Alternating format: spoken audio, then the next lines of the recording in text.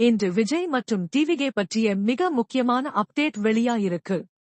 கரூரில் நடந்த டிவிகே கூட்டத்தில் ஏற்பட்ட நெரிசல் சம்பவம் குறித்து இன்று சுப்ரீம் கோர்ட் நேரடியாக சிபிஐ விசாரணை உத்தரவு பிறப்பிச்சிருக்கு. டிவிகே பக்கம் உண்மை வெளியில் வரும் இருக்காங்க. அதே நேரத்தில் ஹைகோர்ட் சொன்ன சிட் விசாரணைக்கு எதிராக டிவிகே சுப்ரீம் கோர்ட்டில் அப்பீல் பண்ணிருக்கு. இதோட சென்னையில பனையூர்ல விஜய் வீட்டு பக்கம் மிரட்டல் அழைப்பு வந்தது. ஆனா போலீஸ் அதை போலி மிரட்டல்னு உறுதி பண்ணி அந்த நபரை கைது பண்ணிருக்காங்க.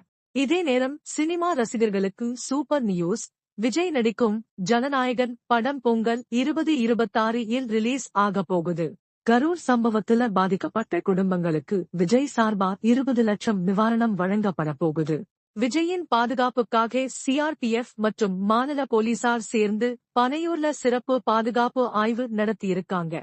இதுதான் இன்று விஜய் மற்றும் டிவிகே பற்றிய ட்ரெண்டிங் அப்டேட். நான் உங்கள் டிவிகே தொண்டன். லைக் பண்ணுங்க, கமெண்ட் பண்ணுங்க, ஷேர் பண்ணுங்க. விஜய் அப்டேட் எல்லாருக்கும் சேரட்டும்.